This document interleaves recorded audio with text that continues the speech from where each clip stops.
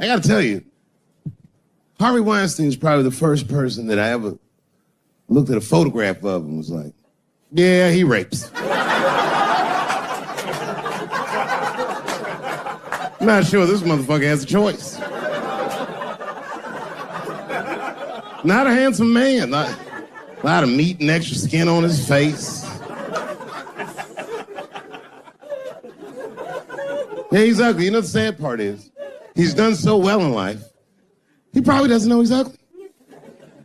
You know, when you're good looking, everybody will tell you, oh, you look wonderful, you're so great looking. But when you're ugly, you gotta figure that shit out for yourself. It's a lot of putting clues together through the years. Why am I not getting in the club? I got all the right shit on.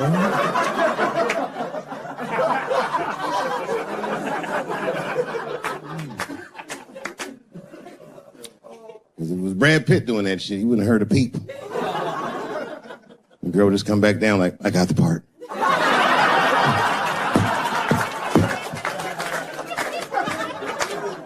Yuck!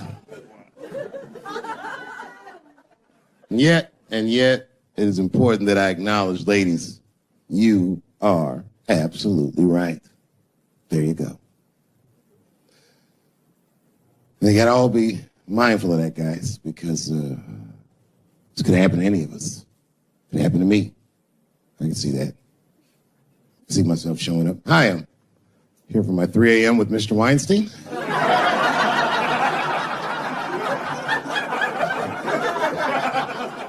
Hey, Harvey, I got your text. I'm here to talk about the script.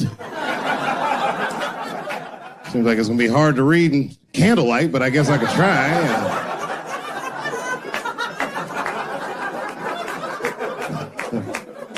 Sound like a fucking nightmare. Could you imagine that shit? Could you imagine if you was in a business meeting and a motherfucker pulled their dick out?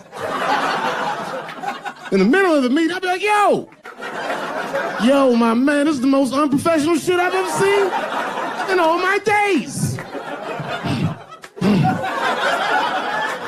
Just let me finish, Dave Chappelle. I'll put you in all 3 Lord of the Rings.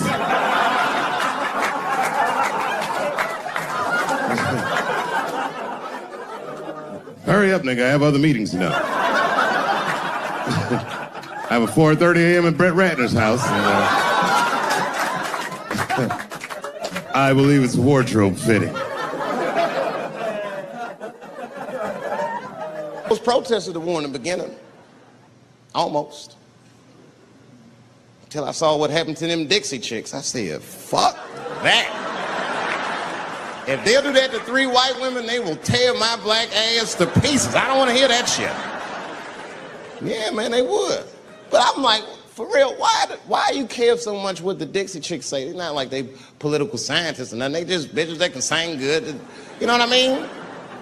Stop worshiping celebrities so much. Just don't listen, don't pay attention. I remember right around September 11th, Ja Rule was on MTV. That's what they said. They said, we got Ja Rule on the phone. Let's see what Ja's thoughts are on this tragedy. Who gives a fuck what Ja Rule thinks at a time like this, nigga? This is ridiculous. I don't want to dance. I'm scared to death. I want some answers that Ja Rule might not have right now. You think when bad shit happens to me, I'll be in the crib like, oh my God, this is terrible. Could somebody please find Ja Rule, get hold of this motherfucker so I can make sense of all this. Where is Ja? God, me Ja Rule. The timing of this Michael Jackson shit is what makes me doubt it. Every time this war is going out of control, or the economy gets bad, or something is wrong with the world at large, it's always these moments in history that Michael Jackson will coincidentally jerk off a kid. This is getting ridiculous. Like, are you planning this shit? Do you have meetings? Michael, thank you for coming. As you know, Michael, the war has not been going as well as we expected. There's been a lot of hiccups, and the public is asking us a lot of questions, of course. And, well, Michael, there's no nice way to say this, and all I know how to do is be direct, so let me just be direct. We're going to need you to jerk off another child, Mike. I'm sorry. I am sorry. But it would really help out. Or maybe he did it. Who knows? Who knows? That's the thing. That's what I wanted to say. Who knows? Who the fuck knows? Mike, God, and this little boy know. That's about it. That's about it. The only reason that I can even talk about this shit is because everybody is speculating. They all think he did it. And I don't think he did it. I'm alone in this. I don't think he did it. I'm not going to say I don't think he did it. That's too strong.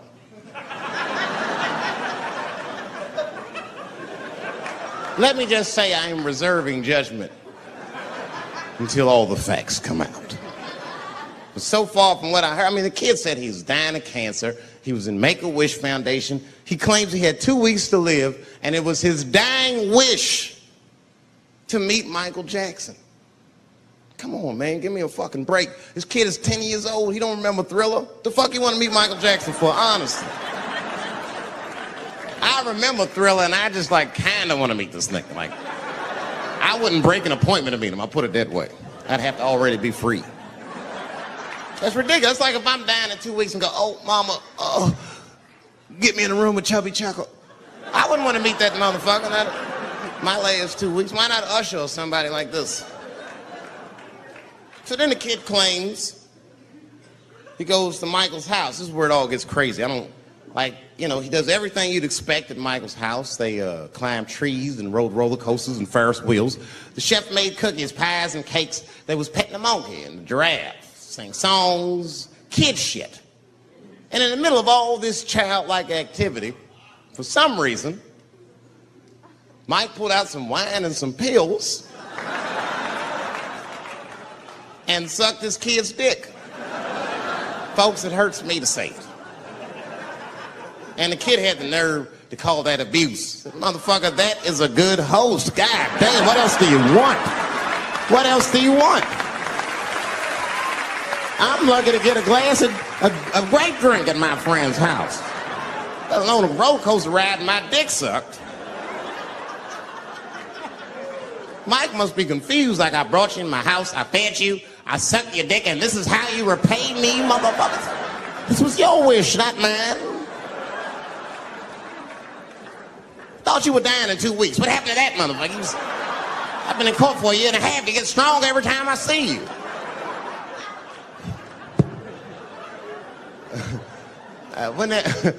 This is fucked up. I shouldn't even say this fuck. Wouldn't it be some ironic shit if they found out through this case that the cure for cancer was Michael Jackson sucking your dick somehow? Like if Mike had powers like Green Mile and all the kids like, please, Mike, suck our dicks. Never again.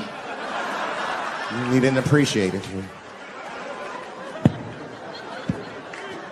Can we at least study your saliva? Please, Mike.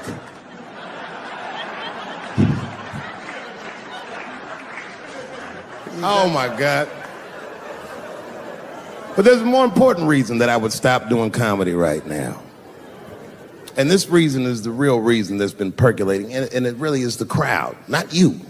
I'm talking about the crowd on the big stage. It's too hard to entertain a country whose ears are so brittle. Motherfuckers are so sensitive, the whole country is turned into bitch-ass niggas.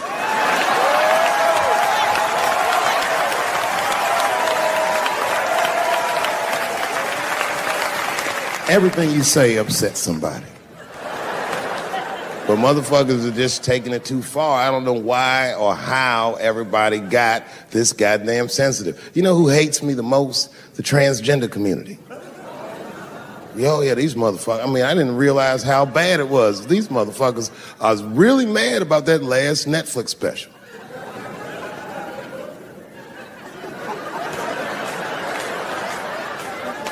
It's tough, man. I don't know what to do about it because I like them. I always have. Never had a problem with them. You know, just fucking around. As a matter of fact, I think I make fun of everybody, and I mean, as a group of people, they have to admit, it's kind of fucking hilarious, man. I'm sorry, bro. It's like, I've never seen somebody in such a hilarious predicament not have a sense of humor about it. They're born feeling like there's something other than they're born as, and that's That's kind of funny, you know? I mean, it's funny if it's not happening to you. I believe transgenders. I don't understand them either, but I know they mean what they say. Them niggas cut their dicks off. That's all the proof I need. I've never seen somebody just throw their dick away. Don't need it.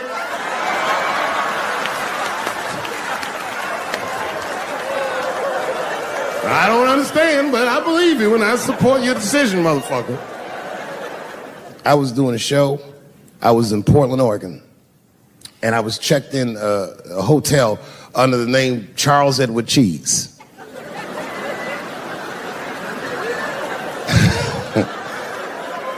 I came back to my room late at night, and there was a note. It was like a letter on my desk. It was addressed to Mr. Cheese.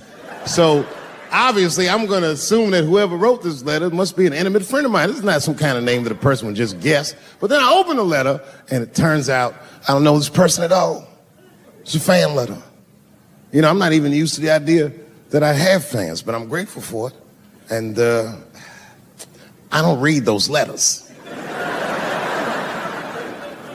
Be nice if I did, but realistically, it's like, what am I, Santa Claus, nigga? I don't have time for this. Like, got shit I want to do. I'm trying to chill. Read all these dreams and wishes from strangers. But I read it. I'd already opened it. So I just read the whole letter. And you know what, man? Whoever wrote this letter truly loves me. I mean, they were really fucking nice in the letter. And then they described to me what it was like to come to the show, how excited they were, how much fun they were having. And then they said that when I got to my jokes about transgenders, that they were, quote, devastated. Because it turns out that whoever wrote the letter was transgender. Now, I'm going to be real for a second. As a policy, you got to understand, I never feel bad about anything I say up here.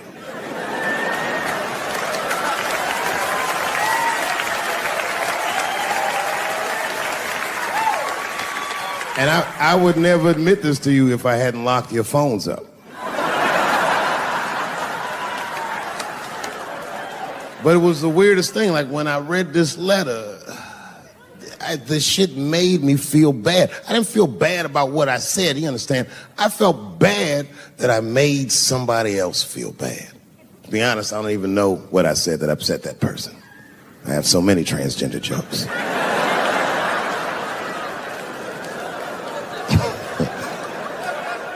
But I feel like it was probably this joke I'm about to tell you right now. And it's not even that bad of a joke. It's a true joke. I mean, it's not true, but I had read in the paper that Caitlyn Jenner was contemplating posing nude in an upcoming issue of Sports Illustrated. And I know it's not politically correct to say these things, so I just figured, fuck it, I'll say it for everybody else. Yuck.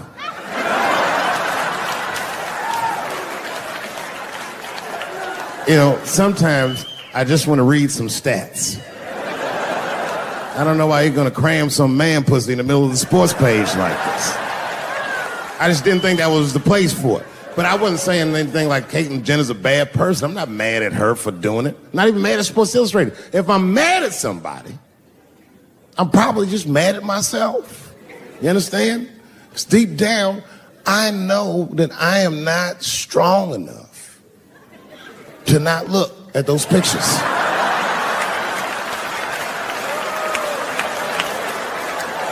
And I don't think I'm ready to see what she's trying to show me. So Caitlyn, goddamn it, if you go through with this thing, bitch, you better go hard or go home. I want you to go all the way. Hustler style. Do you know what hustler style means, miss? That means spread the lips.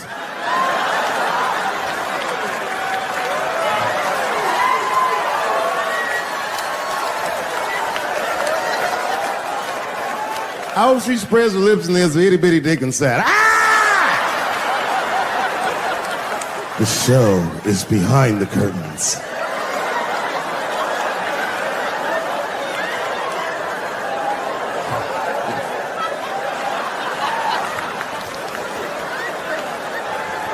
know what I said that upset that person.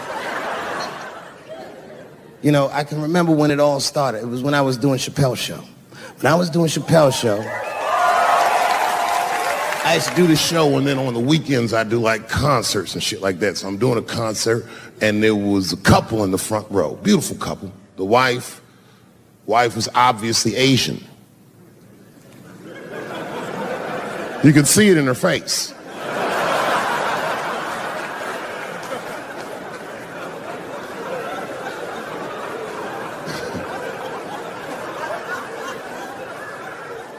The husband, this motherfucker was mysterious, to say the least. Couldn't quite pinpoint where he was from. Caramel-colored fella, very nice hair, but he could have been from anywhere. Bangladesh, Mexico. I can't guess with a nigga like this.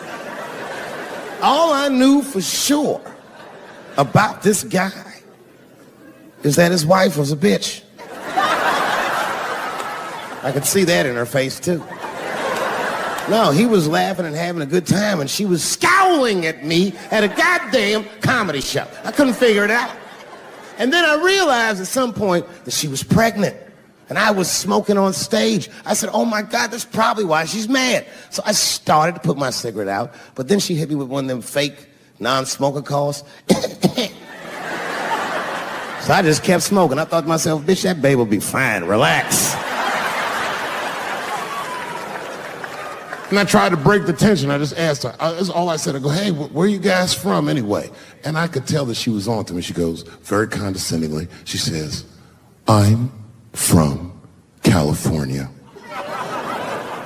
If you're asking my ethnicity, I am Chinese. And her husband was just cool about the shit. He was like, I'm Mexican, bro. I said, well, I'm sorry if I offended you by asking. But you're a very beautiful couple. And miss, there's no question that you're going to give birth to the hardest working baby this world has ever seen.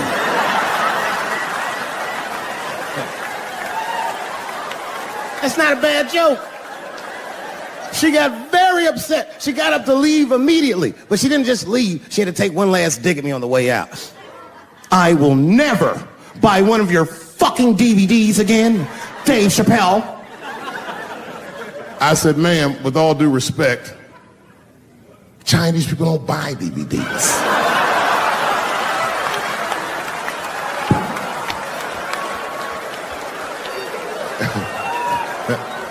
And the crowd went crazy. We were all laughing, having a good time. I didn't even think anything of it.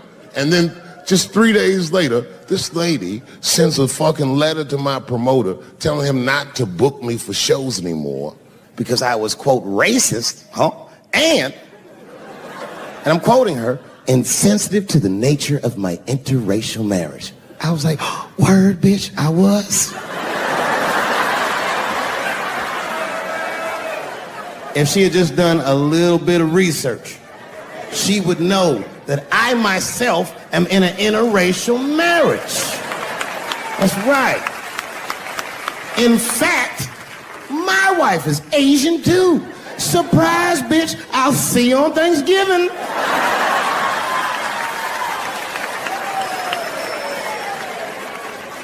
But my wife's not Chinese. She's Filipino.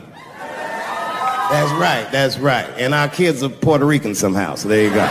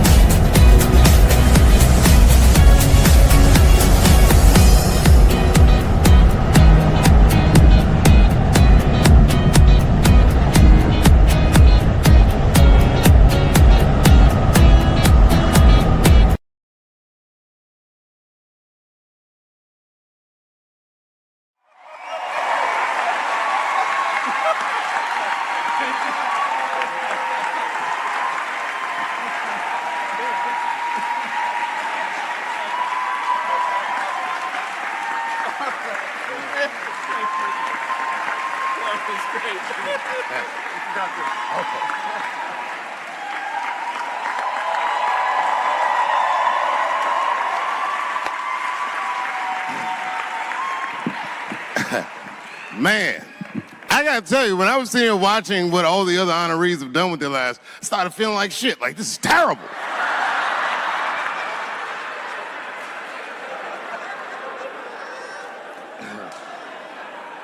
And then Bobo brought me up and started out good with that Ali picture, and then it just.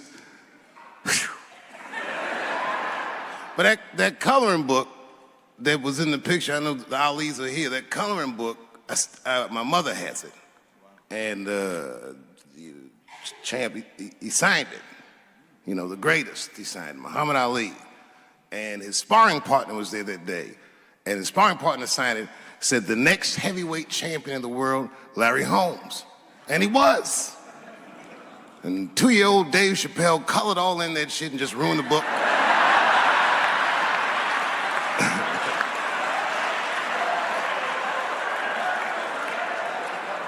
But I remember part of the book that I remember real vividly, because I asked my mother about it when I was a kid. There's a part where there's a picture of Ali throwing his Olympic gold medal into the Ohio River. That's why it's so weird for me being here. You know, both my parents were very brilliant. My dad went to Brown in 1955. That's right. He told me at the time he was one of 3 black students. He said one of the guys got accused of a rape that he probably didn't commit. And the other guy killed himself, and Dad said, and I left. And see, that's what makes us Chappelle's great. We know when to quit.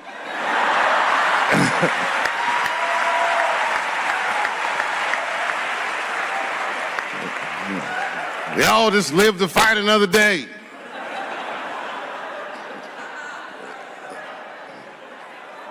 I gotta say, I'm very honored to be here, and I'm very honored to be here with the other honorees. Really, I'm like very humbled by you all, the work that you do, and you all make me want to be better. All of you.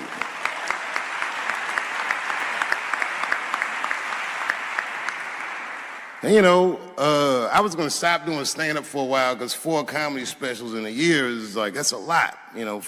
But you know, shout out to my colleagues in comedy. I just want to say that in a way, this for me belongs to my mother primarily, who was an African American studies professor, and a lot of the content that I say, she raised me well.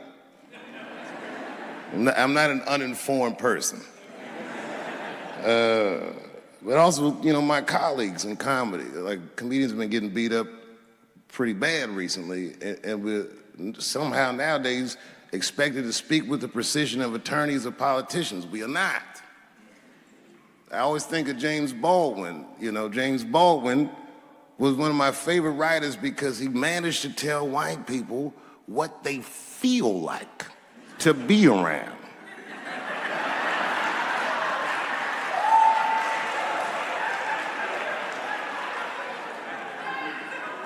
So I ain't gonna hang up my gloves yet. I think I got one more special in me. So to quote Baldwin, God gave Noah the rainbow sign. It's no more water, it's the fire next time. Thank you very much. And so if you would, please join me in welcoming Dave Chappelle home again.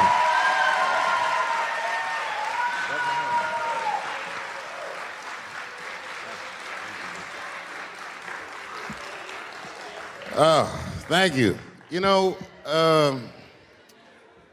I speak for a living, and I'm a little nervous today. I wanted to say thank you, Mr. President, and thank you, Bishop Green, and thank everyone at Allen University for hosting me today, because it feels special, right? When I think of this great grandfather that I've heard about in my life, but never actually touched his legacy. So it's like the product of his loins coming to meet the product of his work. And it's an important day for me personally. And I know a lot of you guys are students, and I just want to tell you I'm the first person in my family to not go to college. And as the president has told you, I've done outstanding. In spite of that,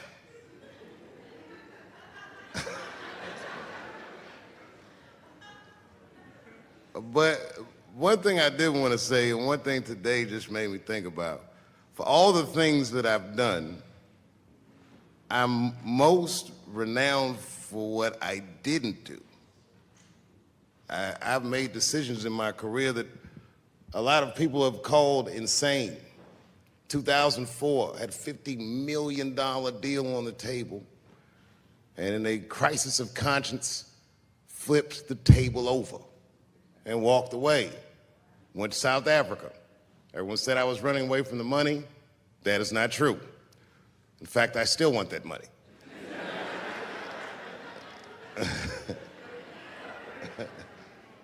The idea that I wanted to just share with you guys is the idea that sometimes you do what you think is best, whether anybody understands it or not. I heard a story about my father where someone told me he used to do statistics for a company in D.C. The company he did statistics for started doing business with the South African government, so he quit his job. It's caused a lot of problems between him and his wife. It's hard for a man when he can't provide for his family the way he wants to, and he suffered through it. And a generation later, when I had my crisis of conscience, I was able to go to a free South Africa and get away from the heat. This idea that what you do in your lifetime informs the generations that comes after you is something I keep thinking about, something that is so much bigger than just ourselves. And today I'm standing in front of you guys, and I know you guys are like, oh, I know you're bored. But I see family of mine in the front row some who I've never met, and I just realize how all of us are connected. That my great-grandfather built something more substantial than buildings. He built a community, and he built, more importantly than a community, he built a way. You know, so I'm very grateful. Very grateful. Hello, police. I just saw him saying, you know what I mean? He's standing over like, so this is what black people talk about.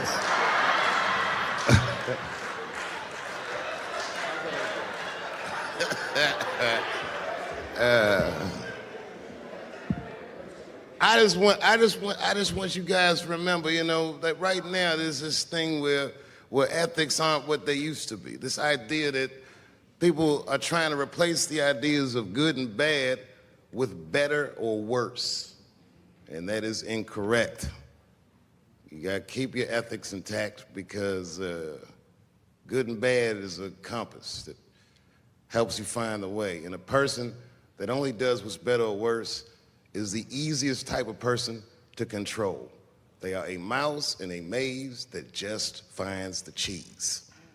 But the one who knows about good and bad will realize that he's in a maze.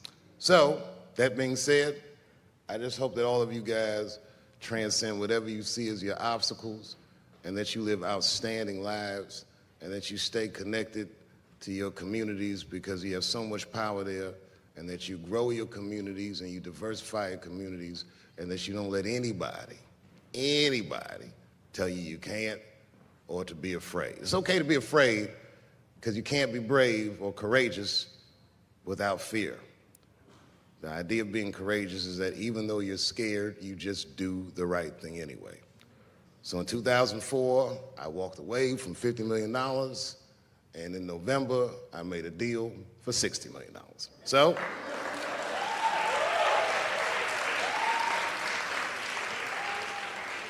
although I am not the most famous comedian of my time, I would like to know what their great-grandfathers did.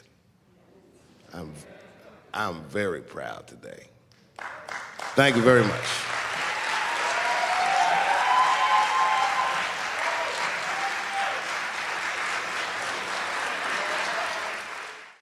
Boy, comes as a complete surprise.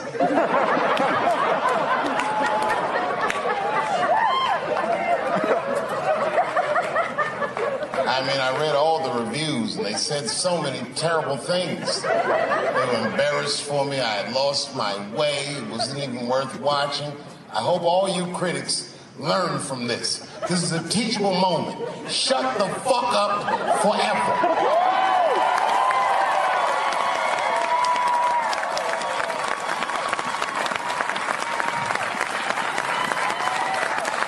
Two in a night. These aren't them. These are the ones I won for the other ones, motherfucker. I would like to thank my editor who was nominated. Unfortunately, he did not win, but I couldn't have been more honored to work with Jeff Urin.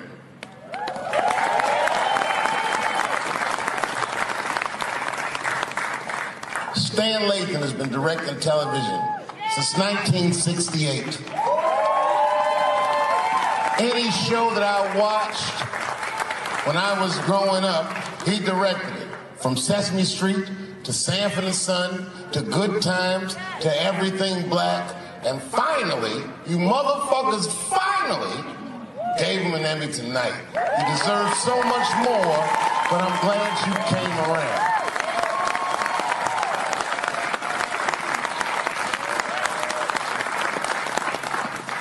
I'd like to shout out all the other nominees tonight. Tiffany Haddish and Patton Oswalt and Hannah Gatsby and Brother Mulaney. You guys are an inspiration to me, and I'm honored to be nominated with you. I'm sorry that you didn't win tonight, but who gives a fuck anyway? It's a special night because comedy gets to be itself. It's all we've ever wanted. I hope the war is over. We good? And as always, I'd love to thank my wife, Elaine.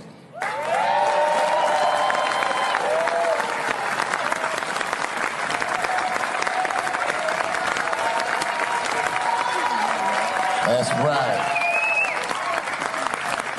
Elaine has been with me for the last 25 years and had to endure the pains of living with the greatest comedian ever.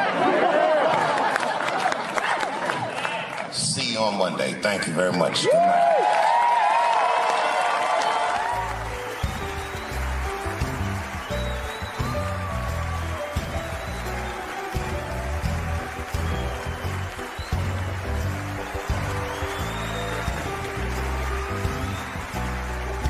Thank you.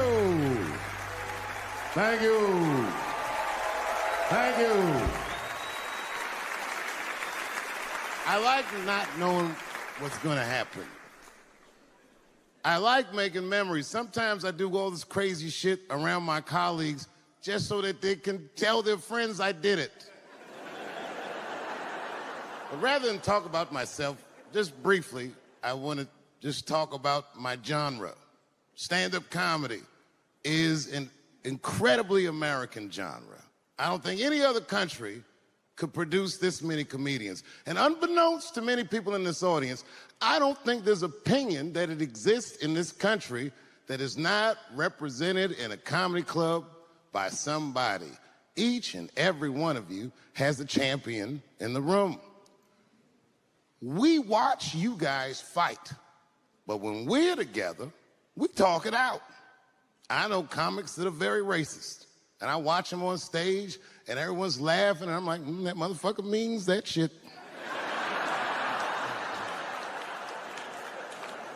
Don't get mad at them, don't hate them. We go upstairs and have a beer, and sometimes I even appreciate the artistry that they paint their racist opinions with. Man, it's not that serious. The First Amendment is first for a reason. The Second Amendment is just in case the first one doesn't work out.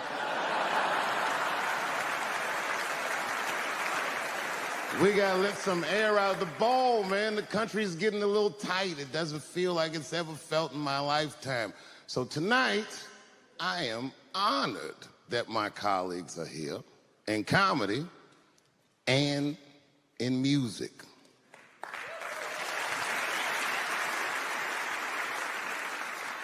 And I want everyone in America right now to look at me. Look at me smoking indoors. I didn't ask anybody. I just did it. What are they gonna do? Kick me out before I get the prize? No, nigga, this is called leverage.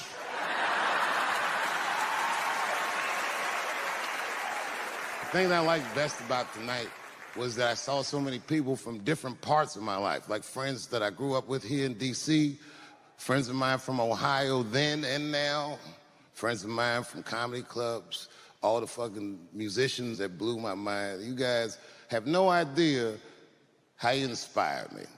I want to give a special shout out to my OG, Tony Woods. Miles Davis has a quote.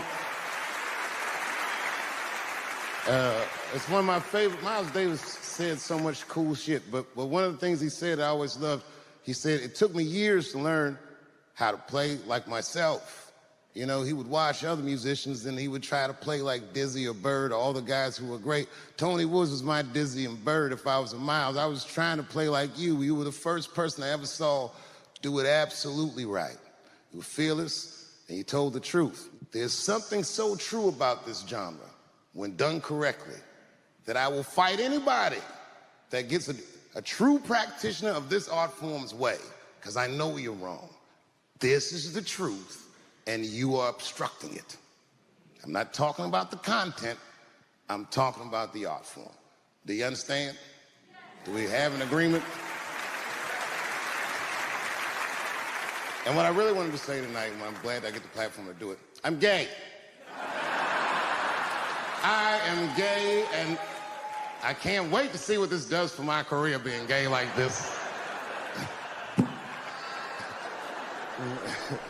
So many special shout-outs. One of the main architects of the comeback of the century, my brother and my mentor, the mighty Stan Lathan.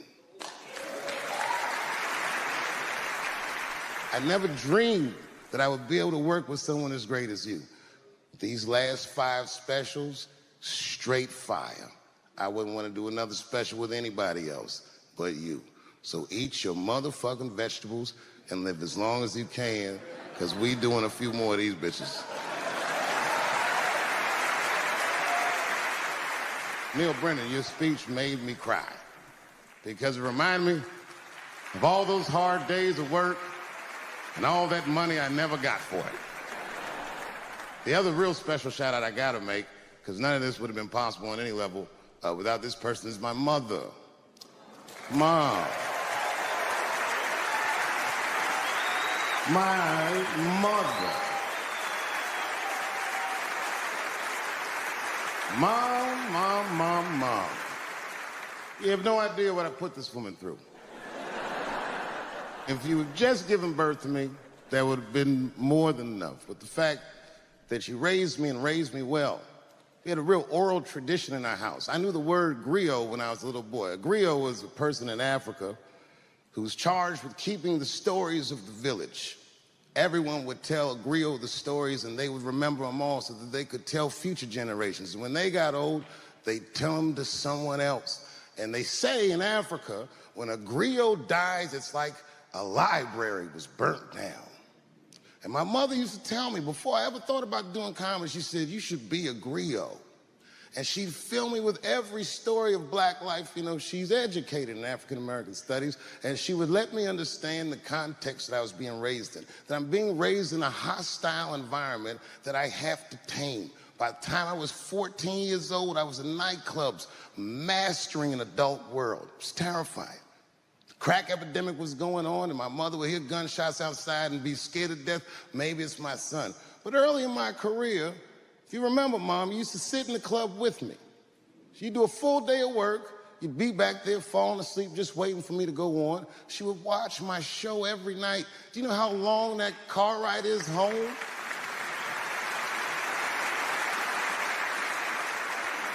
How many of you have ever heard your mother say, pussy jokes were a little too much tonight, son?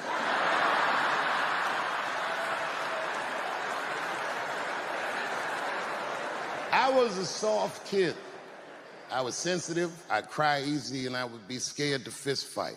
And my mother used to tell me this thing, I don't even know if you remember, but you said this to me more than once. You said, son, sometimes you have to be a lion so you can be the lamb you really are. I talk this shit like a lion. I'm not afraid of any of you. When it comes word to word, I will gab with the best of them, just so I can chill and be me. And that's why I love my art form, because I understand every practitioner of it. Whether I agree with them or not, I know where they're coming from. They want to be heard. They got something to say. There's something they notice. They just want to be understood. Love this genre. It saved my life. So tonight, Mom, I would like to honor you in a very special way that I cannot do on my own. But because now I'm a man with great and influential friends, I'd like to ask my man Thundercat to come out on the stage. Thundercat, the Mighty Most Def. Washington, D.C., thank you very much for giving me a home and a place to start. Today is officially Dave Chappelle Day in Washington, D.C. The mayor declared it last night. So, in the future, on Dave Chappelle Day, I ask everyone who wishes to celebrate it to make one incredible memory for themselves and or somebody else. Thank you very much. Good night. Well, I have some very bad news for the people in the front rows. I heard that some of you paid as much as $800 for your tickets. Sadly, I did this same show a couple weeks ago in Atlanta for $60 a head. Can you imagine? Nigga, you could have flown to Atlanta, got a hotel, had some dinner, and came back, and you still have a little money left over, niggas. Paid way too much just to see me in this gay-ass neighborhood. All right, let me roll up my sleeves and tell these pussy jokes. Will told me to say there hasn't been this many pussy references in this room since Cats was here. Thank you guys very much. Boy, I gotta tell you, man, I've been doing this set all week, and boy, I've been telling these jokes, and sometimes niggas look like they're in actual pain over the jokes. None of it's that bad to me, but I understand why it could hurt some people's feelings. So tonight,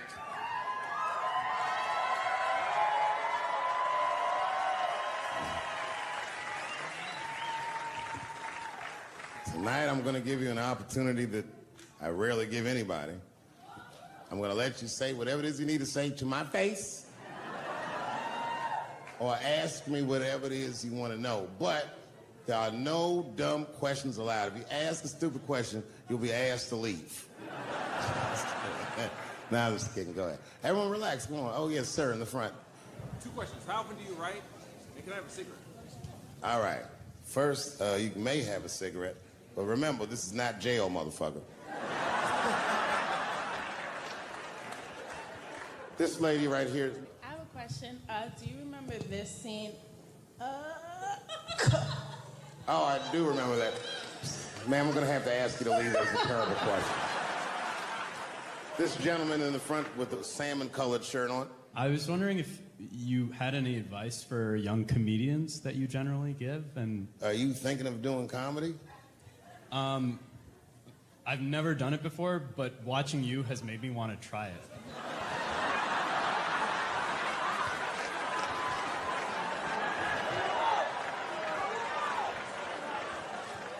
I don't know if that's an insult or not.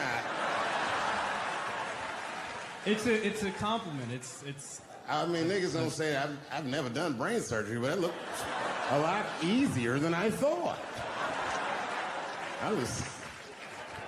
I'm teasing. All right, here'd be my advice. Okay, I don't know how comedians start nowadays, right? But what I would suggest is just start. And once you start, you can't really stop, no matter what happens, no matter how bad it gets, no matter what people say. You know what I mean? Because comedy is weird like that. You know why I hate watching other comedians do comedy? Not because I hate other comedians, but because I love comedy so much. It's like watching somebody else fuck your girl. And I say, fuck her better than that. Yes, you on the aisle up there, the lady with the long... Yes, you standing up. I see you. My favorite book of all time, The Narrative of the Life of Frederick Douglass.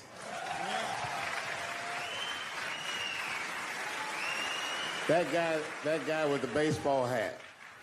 Marry, fuck, kill, Michelle, Rihanna, Oprah. Wait, who's Michelle? Oh, Oh, Obama. Well, sir, you're putting me in quite the pickle. I can't say I'll fuck Michelle Obama. That's insane. Well, I guess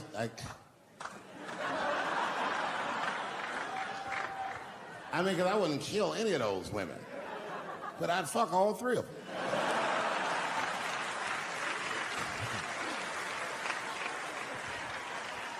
The gentleman in the blue Oxford standing up. Tell us the story with Charlie Murphy. Tell a story about Charlie Murphy? Or your favorite. Boy, there's so many good Charlie Murphys. You know, the thing with Charlie Murphy is he used to just make us laugh all the time. And I used to ask him about all the old Hollywood shit I was curious about. Like when they used to accuse Michael Jackson, I remember asking once, I go, Charlie, do you think Michael Jackson actually did those things? And he said, let me ask you a question, Dave. He said, say it is illegal to fuck women. How long are you staying out of jail? So God bless Charlie Murphy, wherever you are. Charlie, I love you. Who do you think is going to win the 2020 election? All right, I'm going to put a pin in this, but I'll tell you right now, fella, I don't know, but I think Trump has a better shot than a lot of people would like to think. I'm just saying, it all depends on how the left talks. The way we're talking is not going to win the fucking ball game. Donald Trump's over there on the right, grabbing handfuls of pussy. Joe Biden can't even smell hair over here. Fuck this side. All right, man, go ahead. Thank you so much for this show. And How old are you? 25. 25? Yeah. Boy, don't let R. Kelly see you. He's gonna pee on you by accident. Oh, my bad. I thought you was 15. Yuck. I'm totally joking. I'm sorry. My question is there anything you've learned from another comedian that you feel like will stay with you for life? I tell you what, miss, that's a good question. Yes, is the short answer. A longer version of it is this. I was raised by comedians. I started doing stand-up when I was 14. The other day, I went to a comedian's funeral, and I realized as we was putting this motherfucker in the ground that these people are at least as influential to me as my family. I rock with these niggas till the wheel falls off. We fight and we fuss and we are jealous of each other and we get mad at each other, but my life wouldn't have been what it was without each and every one of them, and I consider them my family. That's nice. My favorite club in America is a club in San Francisco called The Punchline. It's a very small room. It's a 200-seat room. And I was working out the material that was going to be the show tonight. I still hadn't figured out exactly how to say what I wanted to say, but I was doing pretty good. And I was doing some Me Too jokes. And a woman stood up from the audience and she was crying. Clearly, it was a white woman. She says to me, you can't say that. It's a 200-seat room. It's a very small room. I'm like, what the fuck are you, like, miss, are you okay? What are you doing? She says, you can't say that. I said, yes, I can. It's my show. I'll say whatever the fuck I want. I was like, ooh, like this. And then she gets up from the table and she starts making a big, like, show, just pushing through the aisles and all this stuff. And there's like a curtain right before the front door. And she gets to the curtain and she's crying. It's fucking crazy. She says, I'm sorry I was raped. It's a fucking comedy club. It's like loud farting getting out of an elevator. Nothing funny can happen in here. Now I'm trapped in a room with this woman's fucking stink.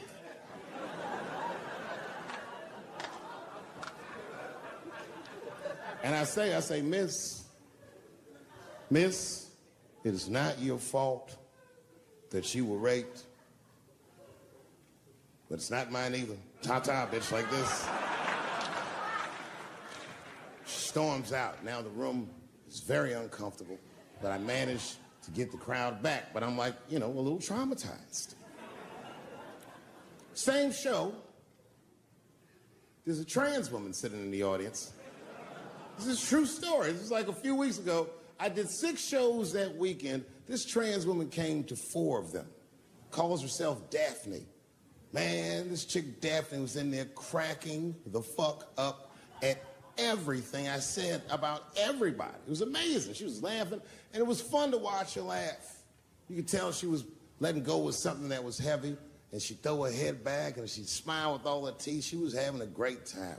And the more fun she had, I felt bad, because I knew I had some trans jokes to unload. And I thought to myself, maybe I shouldn't say these jokes because I don't want to like fuck her evening up. She's having so much fun. But then I thought to myself, well, if I can't say it in front of her, should I say this shit at all? So I let her rip. To my surprise, Daphne laughed harder at the trans jokes than anybody in the room. In fact, everybody in the room would look at her to make sure it was okay. And I got off stage, I was in the dressing room, I was like, man, this is a fucking weird show. I'm sitting in the dressing room by myself just trying to figure out, like, what the fuck just happened out there? Like, why is it that this one woman can't take any of these jokes and Daphne can take all of these jokes? So weird. And then I realized, Daphne used to be a man.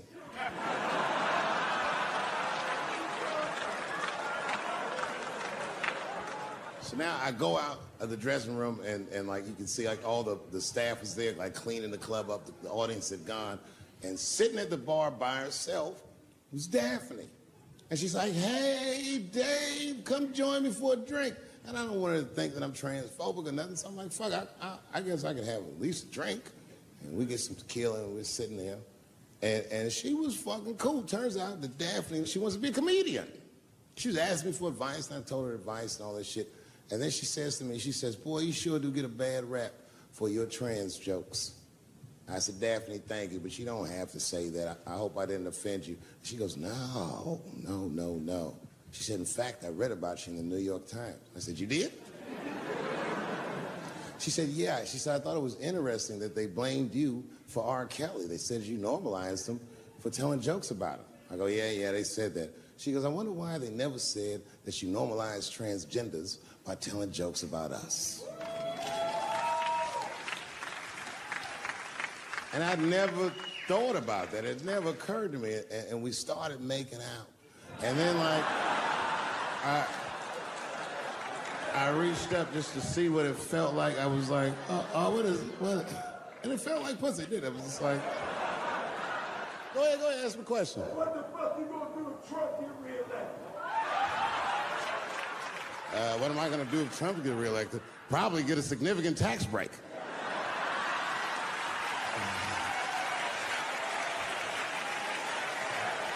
Hey, you wanna know why I don't even talk about Trump in my show? Because that motherfucker is not the hokey pokey. He is not what it's all about. There's millions of people that put him in power, and the ideas that he puts forth are not his own. He's singing poor white people's greatest hits. So why the fuck would I worry about him and not the other millions? Really, you know who I'm gonna vote for next time if things keep going the way it's going is that gay dude. No, Mike Pence.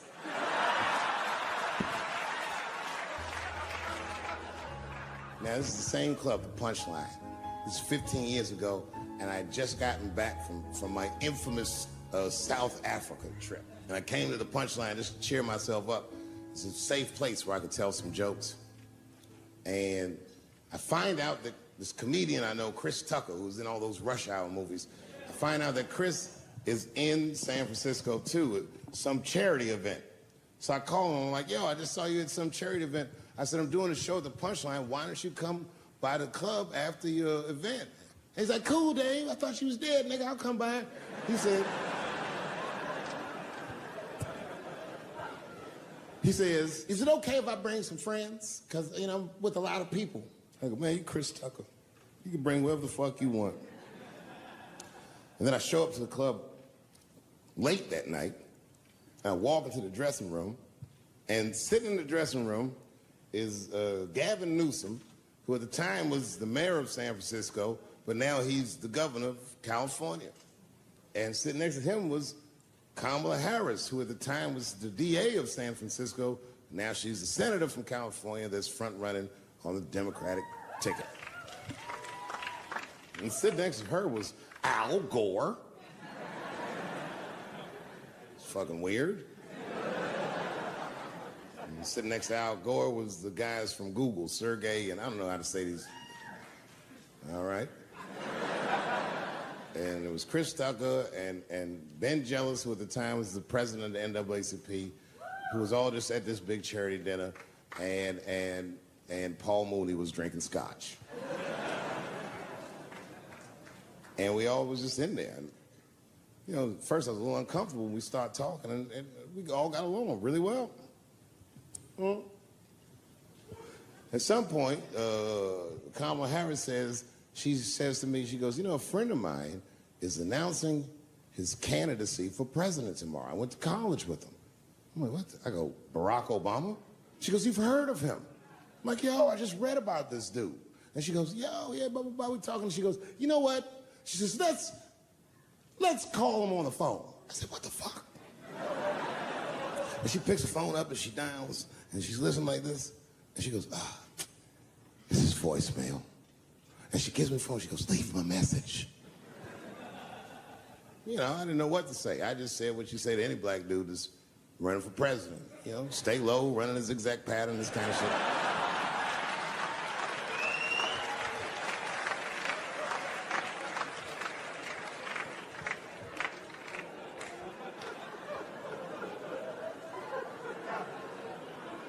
And then the last thing I say is, you know what? I said, sir, I really do believe you can do this. Like, man, I'm wishing you luck. Now, next day I wake up and go for coffee at a place called the Embarcadero. It's like an eatery by the sea in San Francisco. And I'm walking to the coffee shop and there's a police line and I can't cross the tape. But then I figure, fuck it, I'm Dave Chappelle, so I go into the thing like this. And the police yoke me. These motherfuckers like tackle me immediately.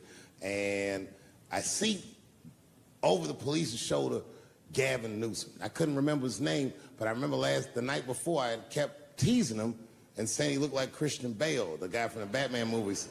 So I see him and I can't remember the name, so I'm just like, Batman, help.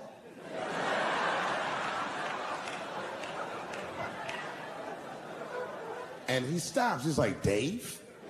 And then the police see that the mayor knows me, so they're all like, oh, sorry about that. And he's like, hey, back up, everybody. And he just picks me up. He's like, I'm really sorry about that. I'm like, I'm fine, don't worry about it. And he's like, listen, I'm here with Prince. Would you like to meet him? I'm like, I know Prince. That's my nigga. And we go around the corner, and it was Prince Charles, the Prince of England. I didn't know the protocol of meeting royalty. You're not supposed to touch him. I dapped him up like a nigga. My nigga. Just hugging him and shit like this, dapping him up. Like this. And that nigga was cool, too. I was like, it's really fucking weird. And then I was just out there in the upside down, not having no TV show, trying to figure life out. And the election was going on in the background. And this guy, Barack Obama, was picking up steam. This motherfucker was killing it. And I had a chance to go to the last debate on the Democratic ticket, and I went. It's me and Chris Tucker sitting in Myrtle Beach, South Carolina. It's the last three candidates. It was Barack Obama, John Edwards, and Hillary Clinton. Now, Obama's a lot taller than Edwards and Clinton, and he had the center podium. And at one point, they're all on stage, and they start fussing, and Obama goes, look, none of us are perfect, like this. And his hands was like this, and there was light shining behind his head, and the other two candidates was looking up at the nigga, and I was sitting in the audience like, this nigga looks like Jesus.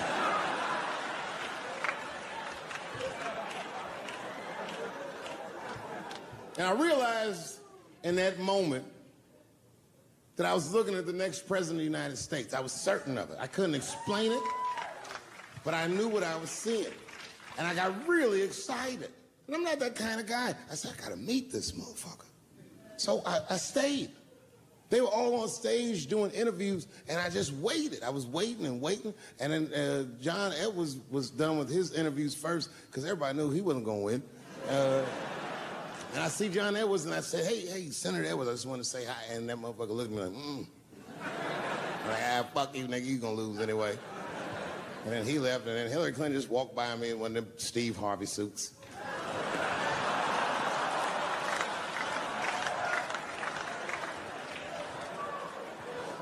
But Obama was taking forever. Everybody wanted to talk to him. When I knew the media saw exactly what I saw, there was no question about it. That was the guy. I waited and I waited, and finally, it must have been over an hour and a half, he finishes his last interview. He's like, well, thank you very much. Good talking to you. And he turns around, and we make eye contact. He sees me, and when he sees me, he looks over, he goes, Dave Chappelle. And Obama did me the same way I did Prince Charles. He dapped me up.